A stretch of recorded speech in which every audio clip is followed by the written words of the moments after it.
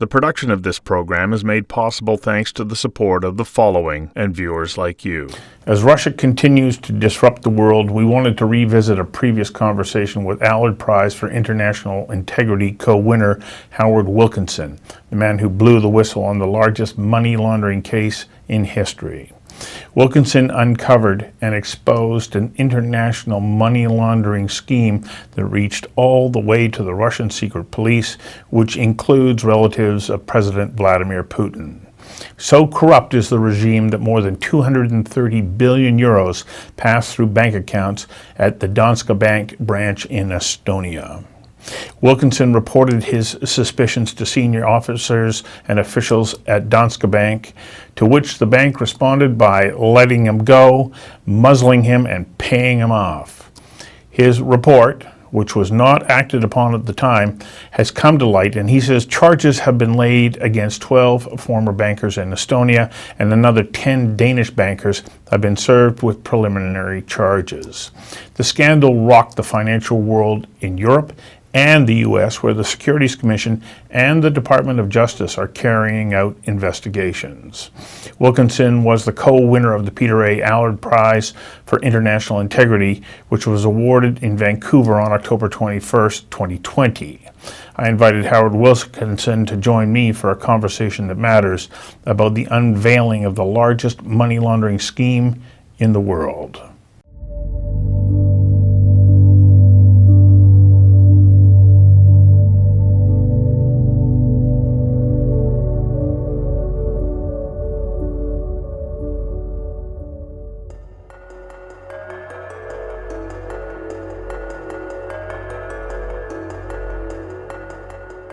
Danske Bank provided a hole in the wall around the Western financial system that allowed vast quantities of illicit funds to flow in without anyone knowing who they belonged to.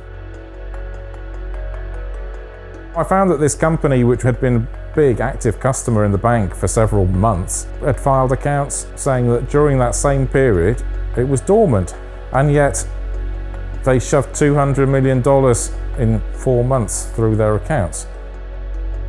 It could just have been one company, one bad lot had got in. But once I started digging, it was obvious it was something much more systemic with the customer base. Anyone who provides a back door through this is able to make a lot of money out of it. That was the business model of Danske Bank's Estonian branch.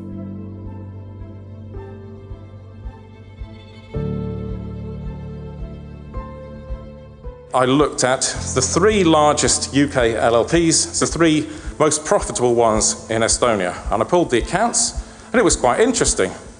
They were all fake. Not just that, they all basically looked the same, and it turned out that they all had the same registered office in the UK. Firstly, it looked like this particular group of companies had been into some very bad stuff. But worse than that, it looked like there'd been some collusion as well.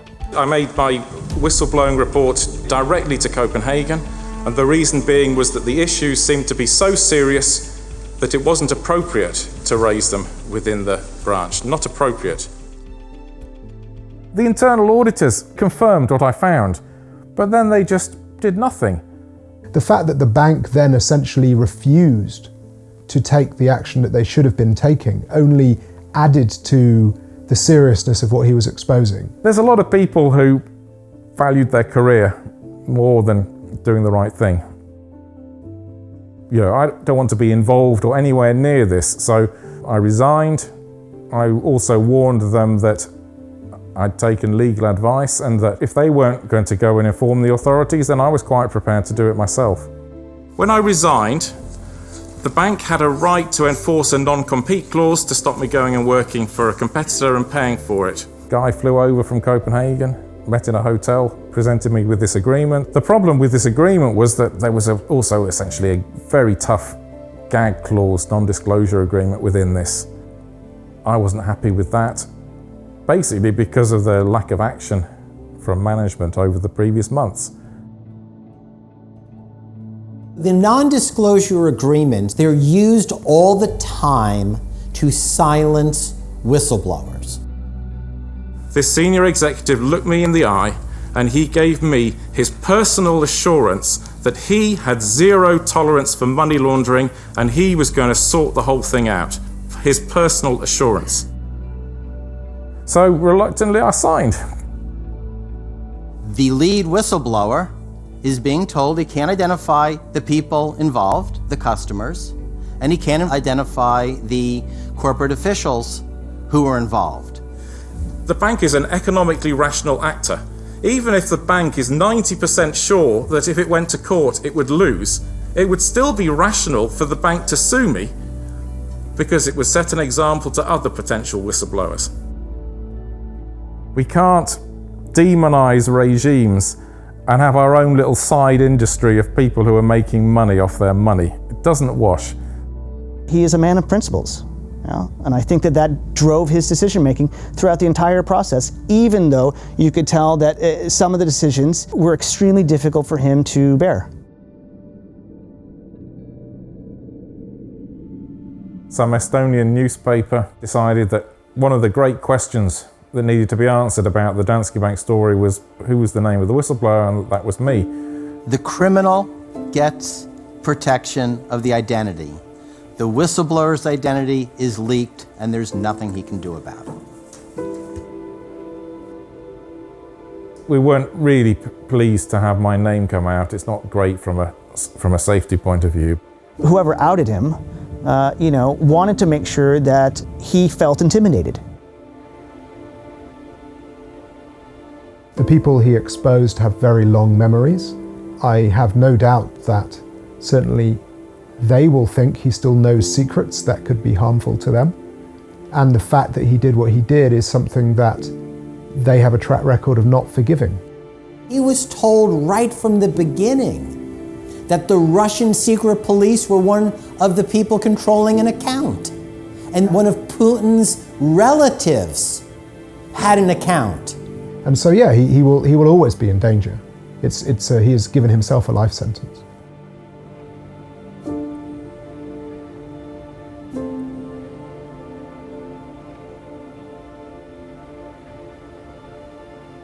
Even though we can't be sure about the dimensions of this problem and we can't be sure how much money we're talking about, we are more sure or less unsure than we were because of Howard Wilkinson's exposing of Danske Bank's crimes.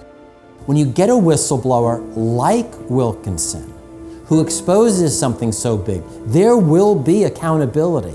There will be reforms. I think what he did was principled and correct, but also incredibly brave. And it deserves, greater recognition than it's received. One hopes never to run into anything like this, but once you've run into it, you hope that when you report it really to a proper level, that people will do something appropriate about it. It's 6 years on now.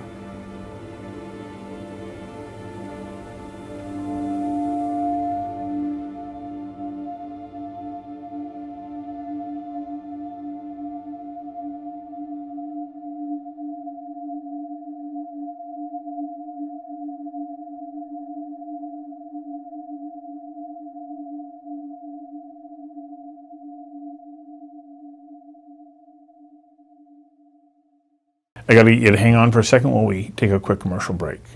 We'll be right back. The production of this program is made possible thanks to the support of the following and viewers like you. Howard, welcome and congratulations. You are the co-winner of the Allard Prize for International Integrity. It's been almost 9 years since you brought your concerns to the senior management team at Danske Bank in Estonia. You have since fled Estonia and returned to your home country, England, to ensure the safety of your family and yourself. How are you holding up, emotionally, physically, and financially? From 2015 when we moved until 2018, we just made our new life here without expecting any publicity or anything, and then things got a bit crazy.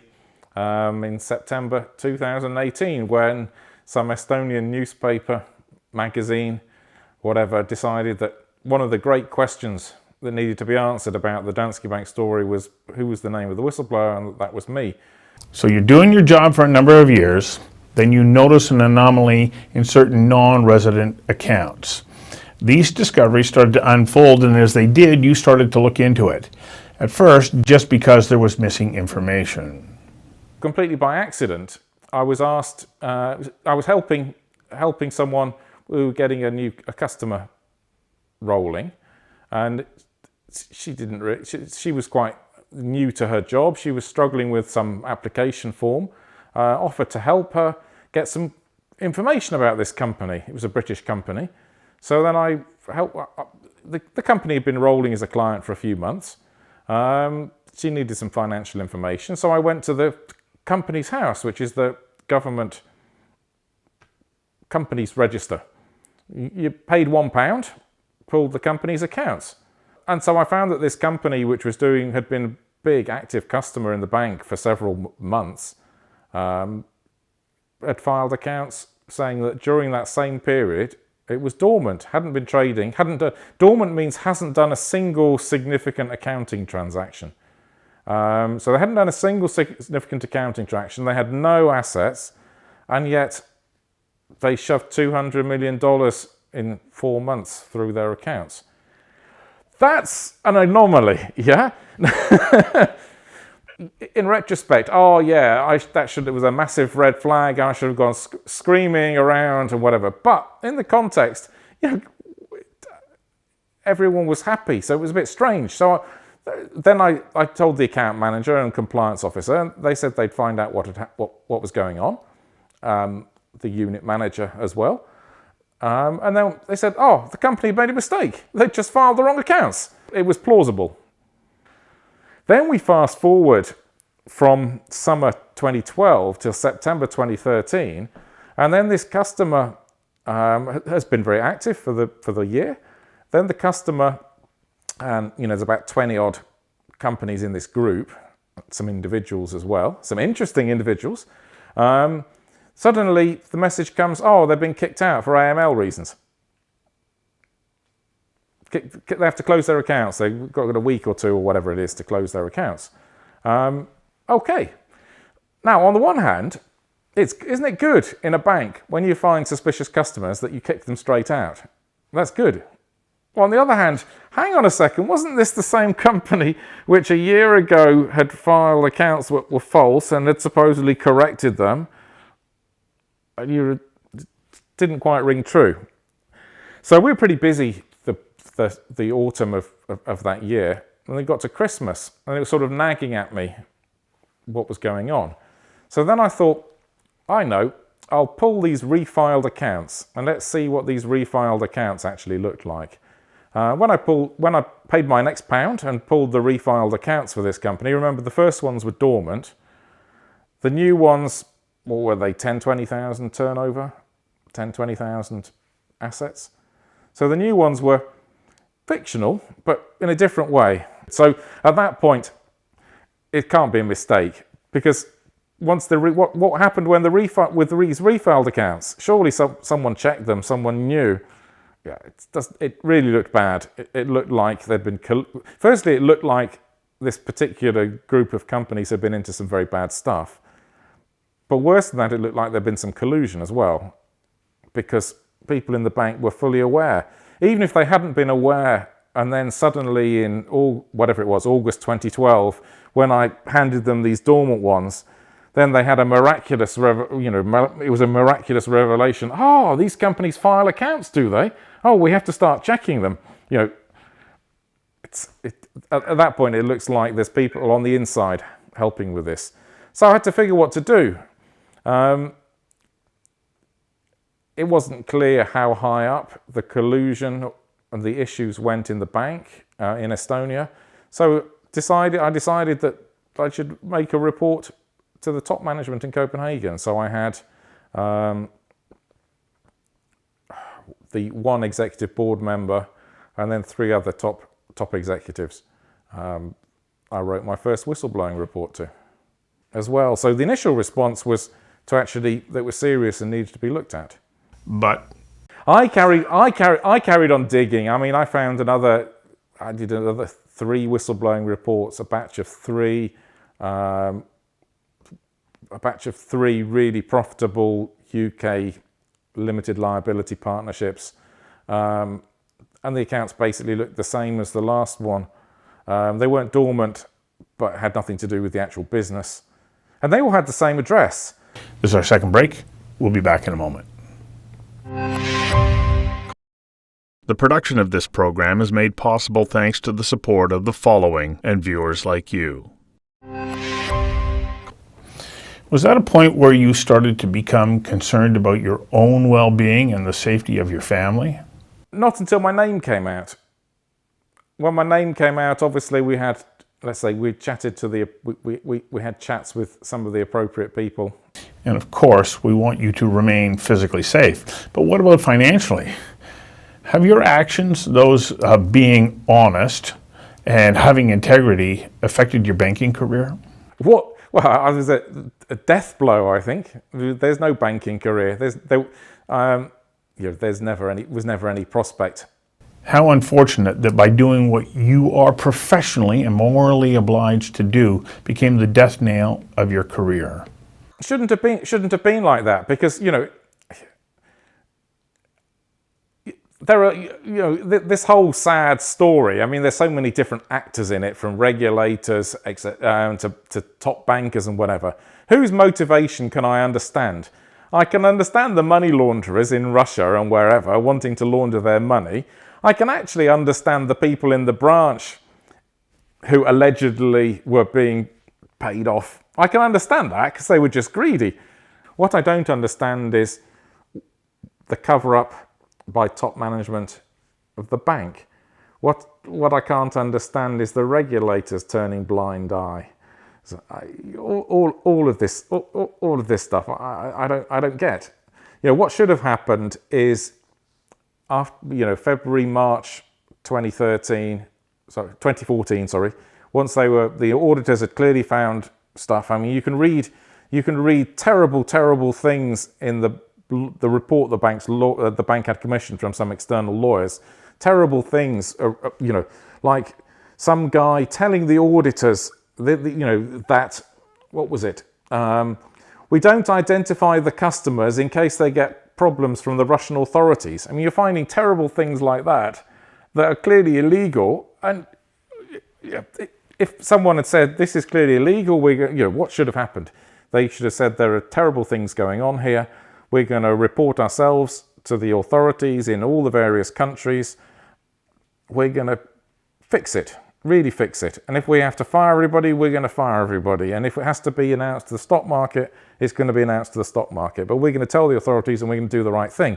At what point did you become aware of the increase in the amount of money that was passing through this small branch of Danske Bank in Estonia? If you'd asked me on the morning the lawyer's report came out what I thought the total volume was, I would have probably guessed, given that I probably had, was reasonably close, at least had some idea, you could have taken a naught off the number. They came out with $230 billion of suspicious flows through the bank.